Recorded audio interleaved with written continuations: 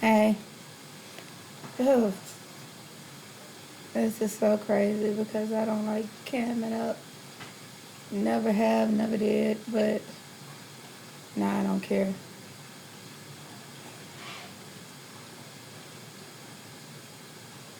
I'm here because I wasn't here in 2014.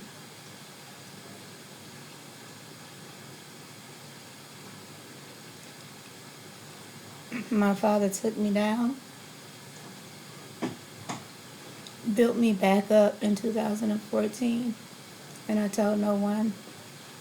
Yeah, I told the story here and there to coworkers, to friends, but it was more of pride, and it was more of a fight that I said that I won, and it was never the glory I gave to him. And if I did, it was in passing. So I'm here to do it right, and I'm not doing it because I feel like, oh, the next one's gonna be so bad, it's gonna take me out.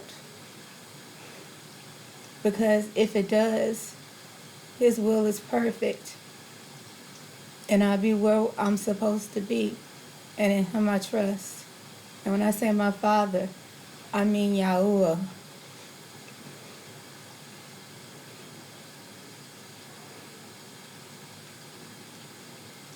2014, I was training to be a nurse. I was in my last clinicals, getting ready to go into preceptorship, feeling pretty high off of myself, like feeling myself like we've been taught to do.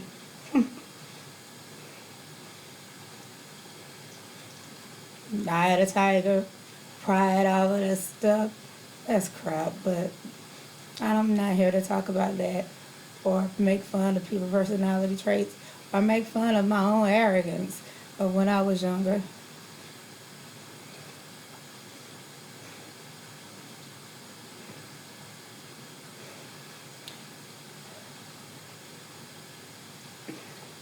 I was doing my last clinical rotation at a community service. I was walking around with a lot of weight, but that weight was more retention than anything. Blood pressure high, ankles swole, all signs that I should have known as a new nurse, but I'm becoming a new nurse, so who cares about all the signs when I have a whole lifetime of experience when it comes to my profession to learn about this stuff. This happy time. So I didn't pay attention. And I'm a lot like, I was a lot like that as young, but but I don't want to jump out of context. Because if he leads me back to tell you anything else, he'll lead me back to tell you that.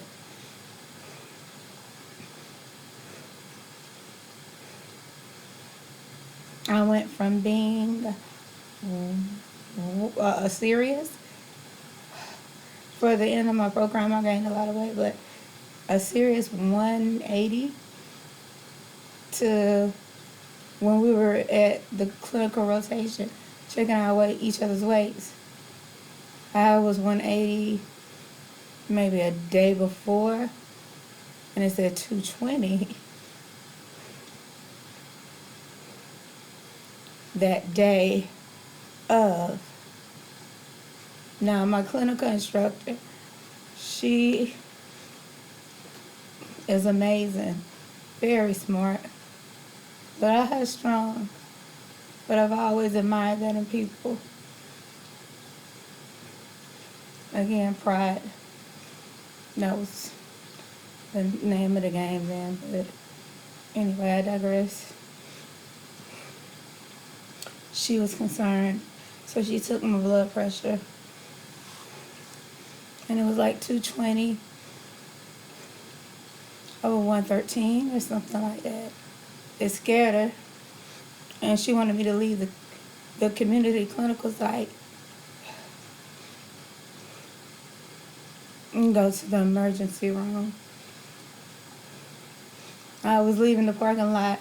I wasn't thinking about emergency room. I was thinking about another free day of studying. Because we had that exit Hesse, and right close to it, the NCLEX. And y'all know how that goes. So I went home and did all of that. I studied for the exit Hesse. I ripped open the NCLEX book and went through that too. By the time I was done, my children was already asleep. Because yes, a prideful woman who don't need a man had 2 children, boyfriend, who she barely let speak.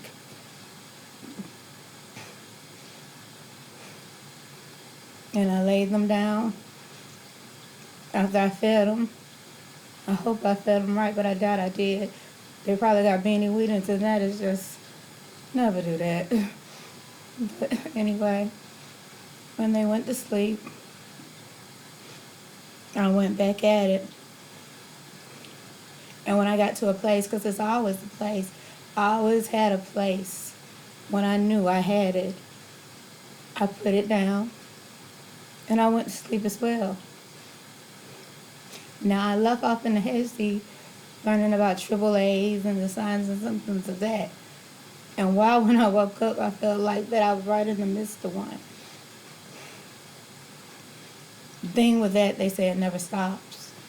It keeps going until either you get help or it's done. Well, it stopped, so I went to sleep. And I got up. The next day was Sunday. I don't think it was. Hey. I just brought some of your morning medications. Hold on just a moment. Okay. I'm sorry, y'all. I don't know where I left off at. I think it was, Father, put me where I need to be and guide my tongue. These words are yours and the glory is yours. Everything that shines in me is from you. In Yeshua's name, I humbly ask.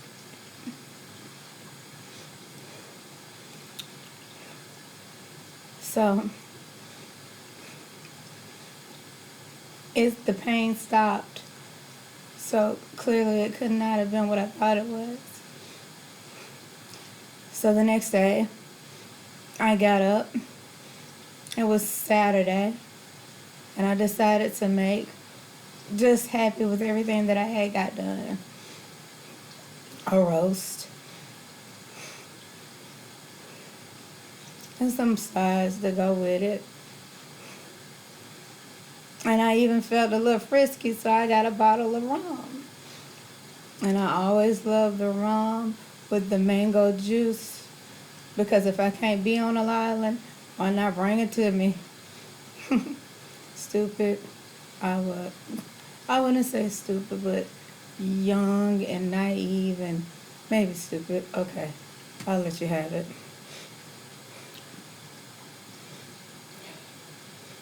So,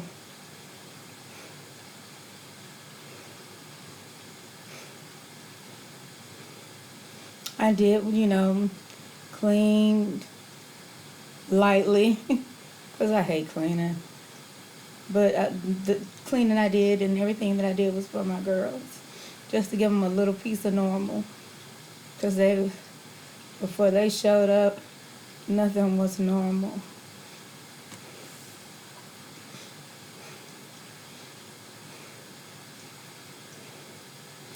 And so I fed them. We watched a little stuff on TV. And I never really took them anywhere, because our funds were kind of always low due to school and bills and all of that. So my thing was to sit down and watch what they watched on TV. So I knew everybody. I still know everybody. And I pray for those children that were on those shows. Because back then, I have this thing where I can see this, the place that you've been touched by our Father, where you have been touched to shine, and you shine just from the touch that He has placed upon you. And I always saw it in the ones they chose to watch. Now you look at those kids, they look like they done climbed out of Buffy tail mouth. And I'm not even being funny, but yep. So that was our day.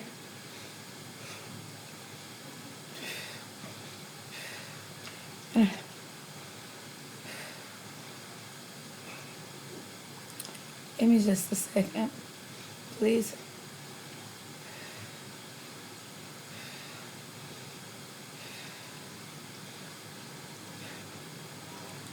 So then,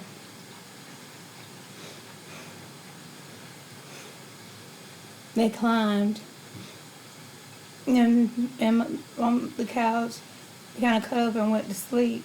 And I said about maybe 4 or 5 o'clock in the day, because a girl that I used to be best friends with came over.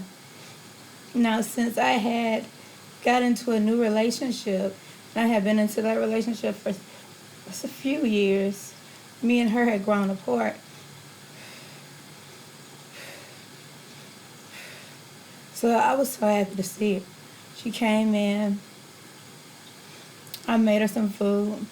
We had a little drinks, and she left. And by that time, it was 8 or 9 o'clock.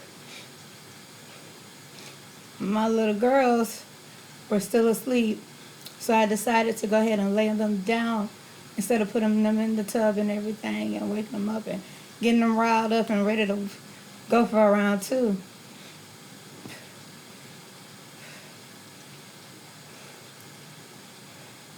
I go in, I take a shower and everything, and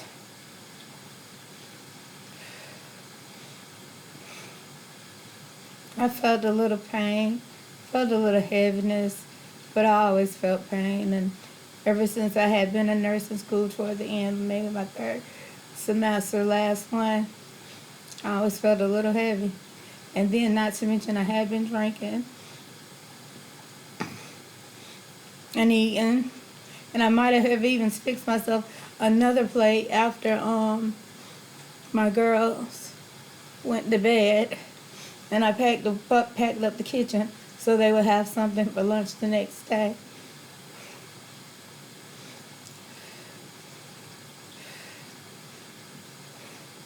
So my sister, I found, like I said, I felt pain, a little heaviness and everything, but that was okay. I went to bed. My boyfriend wasn't home, but he was never home, and I didn't care just as long as when he got home, he didn't bother me. Now, I don't say this because he was a bad man. He was a good man.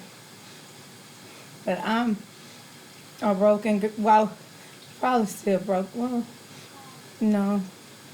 And yeah, well, all things are new. But then I was broken, and I could care less. It just made me happy that I didn't have to be bothered with him when I laid down.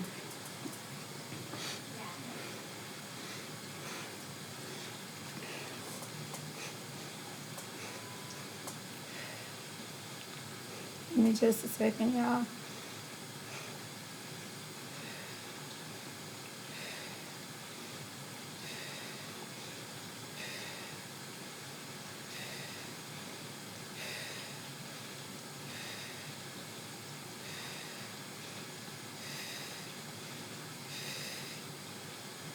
Okay.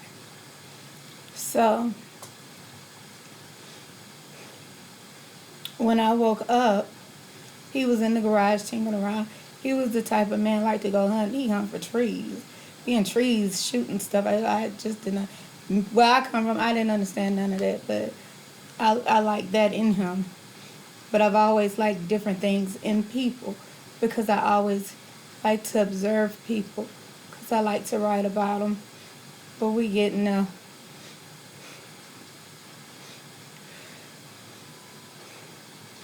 So he was tinkering in the garage and possibly had done found somebody to give him a back strap, or he done shot a deer and got his own back strap and had to process. I don't know. But when I woke up,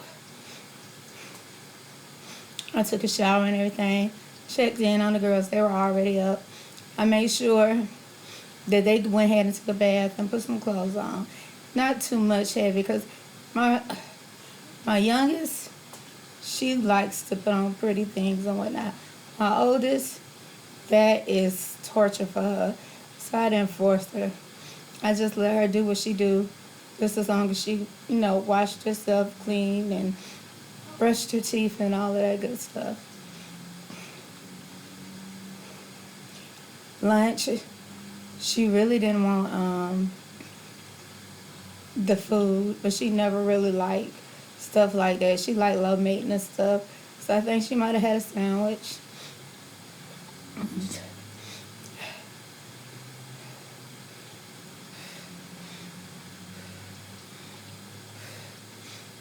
I'm just checking my vitals, y'all.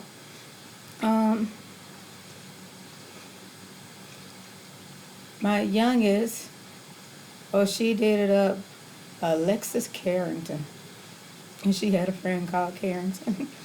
But she took her bath like she normally do, soaked until she was wrinkled, and got out and put her clothes on, which probably was a purple Hannah Montana dress.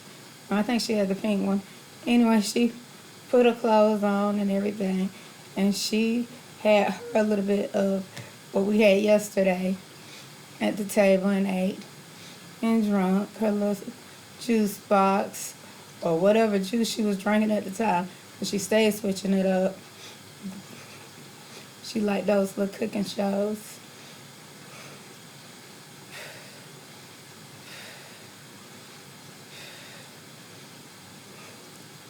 And my sister came over. And normally on Sundays and Saturdays, we would watch House MD. No, Saturdays, I think we would watch like old, not even really old because the show wasn't old at the time.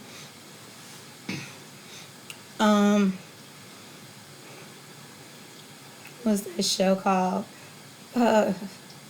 Teen Wolf. Not the Teen Wolf of, if you from my generation, it was the new Teen Wolf. And I was always, since I'm a writer, I always like things that was kind of off, which I can see right now.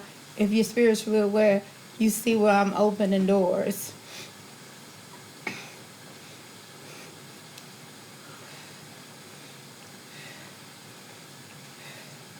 So she would come over and watch Saturday. But Saturday she didn't really, I don't know, my friend came over, so I don't think she came over. And if she did, it wasn't very long, not long enough to watch an episode. And normally then, we would watch every episode.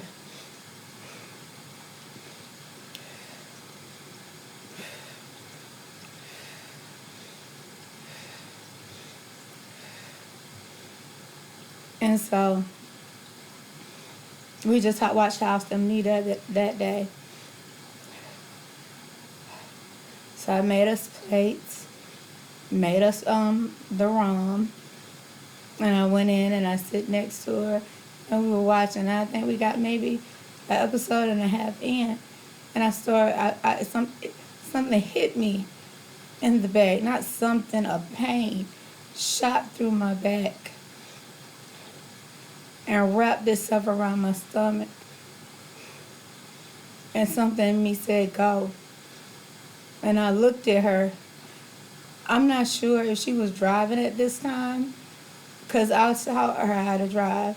So I'm not sure if she was totally independent of driving. But I told her, I said, Mary, you have to take me to the hospital.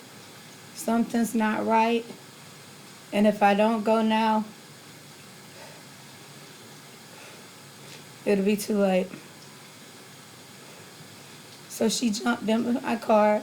She put the girls in the back seat, and she drove me to the hospital. And as we were going, familiar spirits are real, y'all. And instead of me listing things for my babies, but me having the knowledge of knowing that this could be it, all I was worried about was her finishing the books that I had been writing until my youngest was old enough to finish it herself.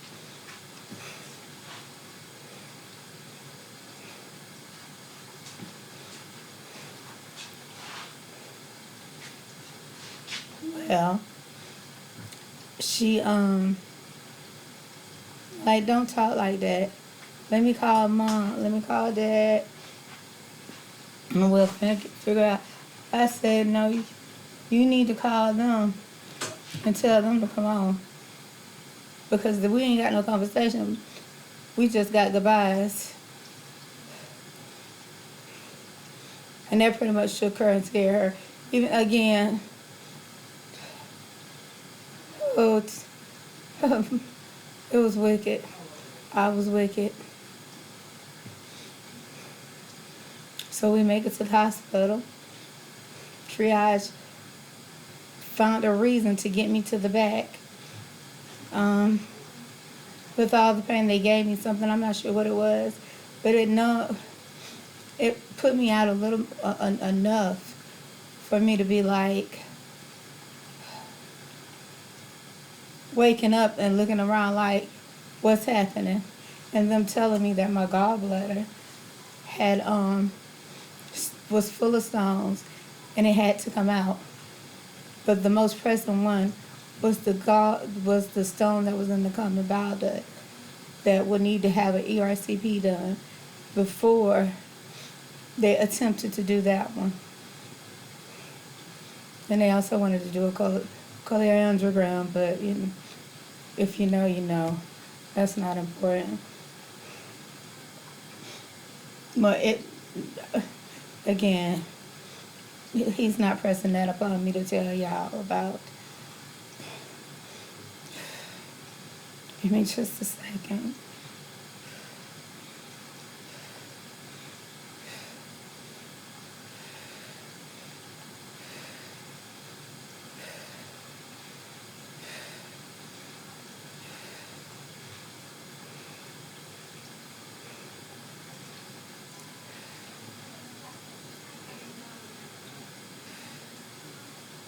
So, my doctor tell me, hey, you're gonna have to go have your gallbladder out, but tomorrow I'm gonna go ahead and let my coworker, he was a general surgeon too, which she was as well at the time. I'm gonna let him go ahead and do your ERCP, which was something else, because general surgeons don't really get into the ERCP. You normally add to the GI docs, but it was what it was. I don't know why it happened that way, but it did. And I'm not speaking to Barron against that man, because God moved his hand to help me. But we'll get there.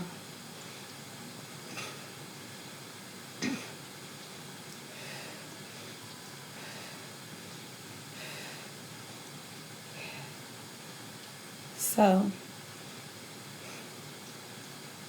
I go to sleep. They take me to a room, not quite ICU, but a step-down unit from it, so I could be monitored, just not as closely as someone who would need a bed in ICU would. And that's fair, because I don't want to ever take a bed from someone.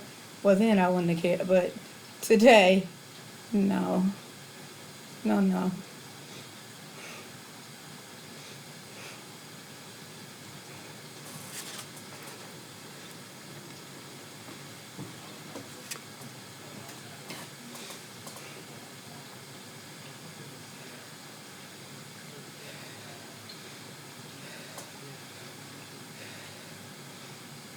So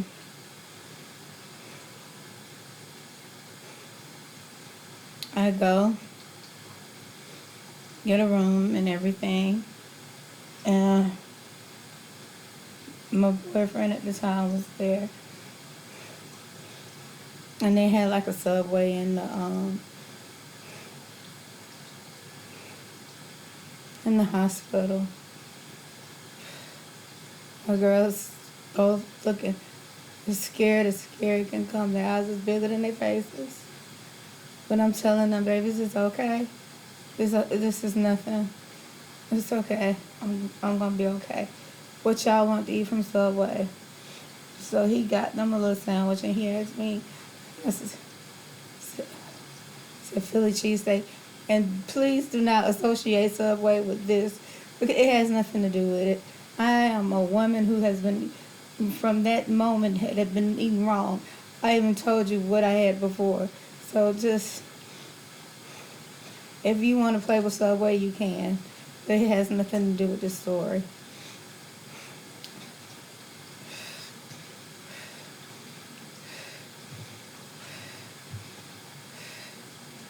This story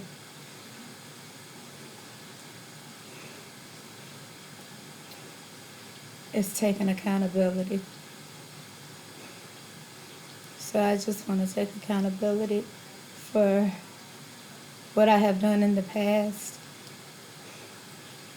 and the disobedience or disrespect that I have shown my father.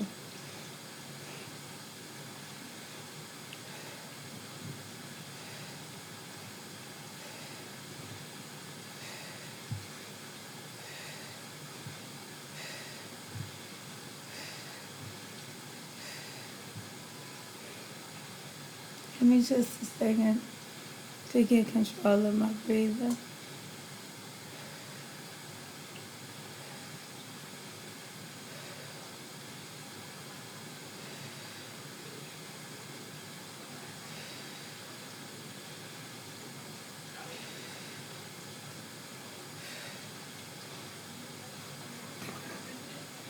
So he brought me a Philly cheesesteak. I ate it, it was good, and I went to, I didn't quite go to sleep. I got up and said I needed to use the restroom, urinate. So I go in and I sit down, and I notice that I've been sitting down for like almost 10 minutes. Like, what is going on here? So I called my daughter in and told her to turn on the water, hoping that would help. Nothing happened. Nothing happened. I got up, washed my hands. Let her wash her hands.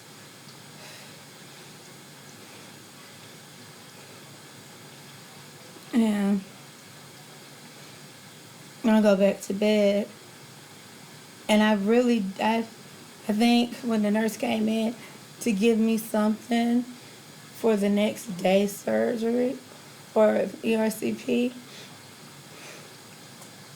I think I told her, oh, I tried to pee, but I couldn't. She's like, we'll see. I'll let the doctor know. And I was like, okay. So she gets me ready to go down to pre-op.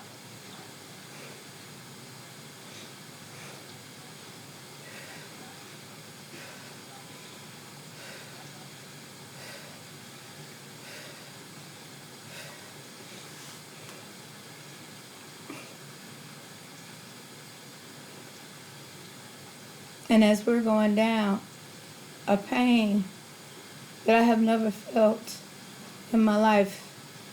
And I know you say, she got 2 kids, what do you mean? Look, I have never felt childbirth pain in my life. I took both of them, cesareans. First one was was preeclampsia, and the second one they didn't want to test it. So I don't know. I can tell you right now. I don't know the first thing about childbirth, but I do know the first thing about a stone in the common bile duct or being removed.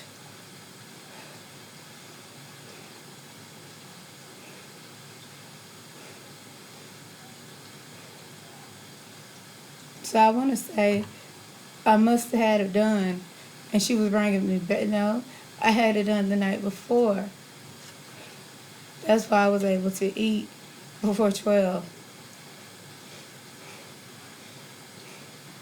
But before I could even get to pre-op, I was screaming louder than any Banshee from Teen Wolf. Any one of them, I was screaming. And it shook the nurse so bad, she stopped and she had the transporter whip the stretcher around and take me back. And as we were going back, she was on her phone and saying, "Hey, she can't go. She's in too much pain. I'm not sure what's going on, but you need to order her something because she's inconsolable."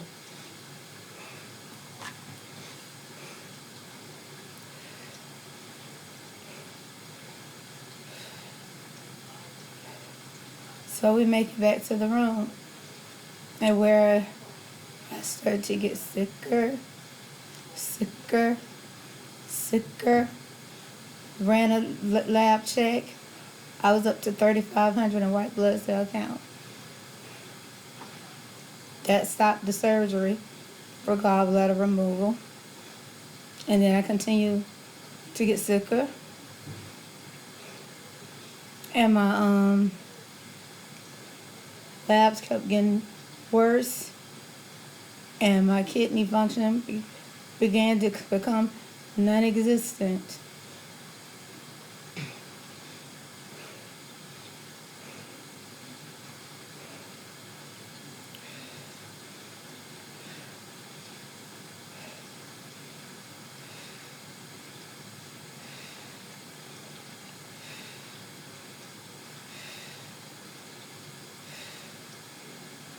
So when it became non-existent, that's when they felt like they wanted to put some more labs.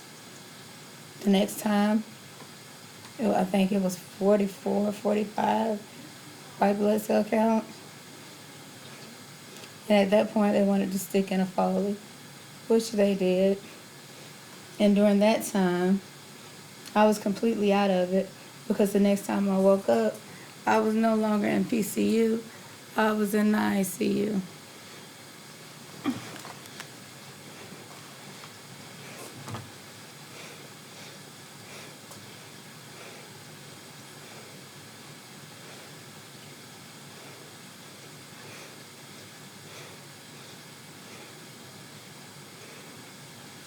I'm looking everywhere but at the camera, y'all, and I'm so sorry.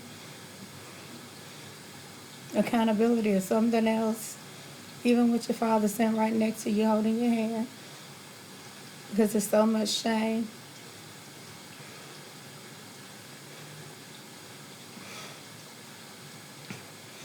So I get to the ICU.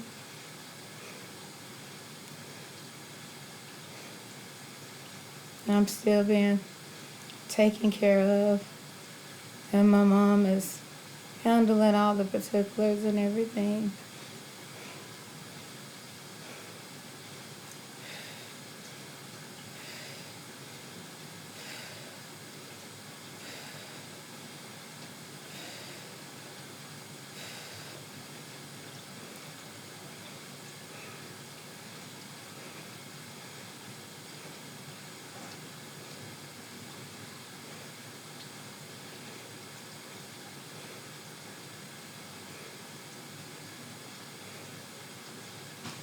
one second, y'all.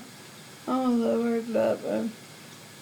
We just got my respirations down. I play it too rough. I'm gonna be back on the tube.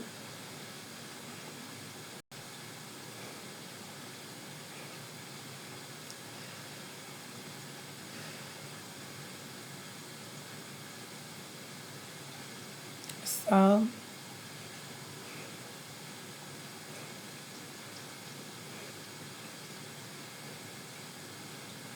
she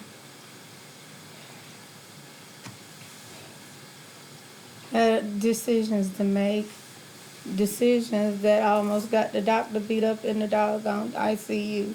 So they had to get rid of him and get another one in there who could talk to her.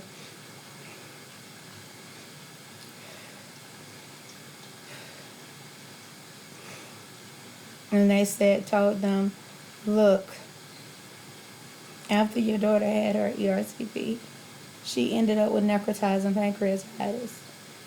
In order to get that gallbladder, we're going to have to let all of that reside.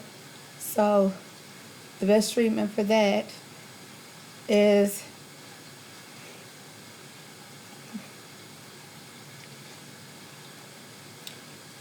the fluids, TPA, I always get that mixed up, through the IV, not the GI tract, but through the IV.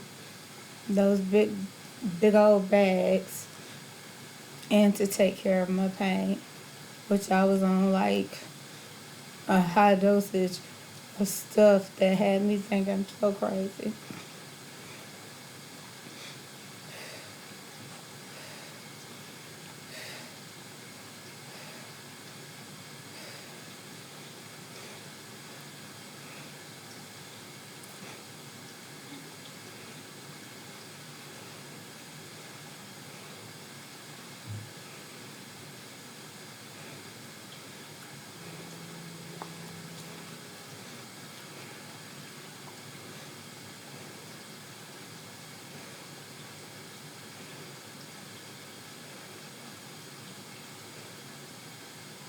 I didn't know whether I was coming or going.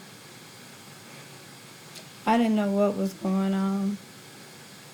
It got to the point where they had to take my hands and my wrists and my feet and hold me down because I was pulling at cords and tugging at things that shouldn't be tugged at.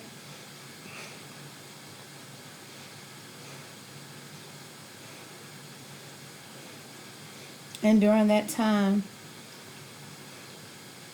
I heard my grandmother's voice.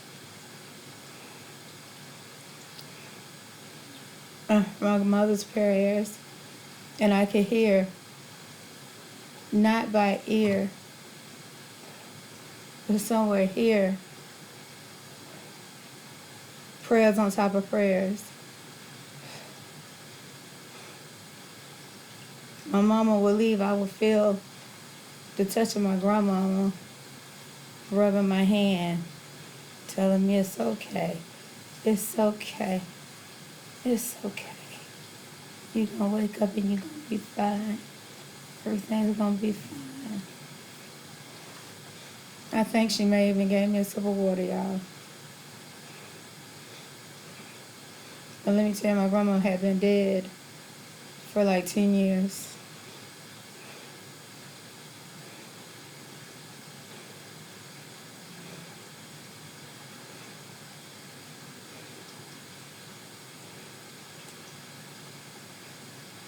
Now the one with me that was with me recoiled from that voice. It recoiled, and it grew bigger. And that voice left. That presence left. And I never understood why, because my grandmama was saved. She talked about Jesus all the time. Hey, Hey. Sunshine. How you feeling today? I feel a little better.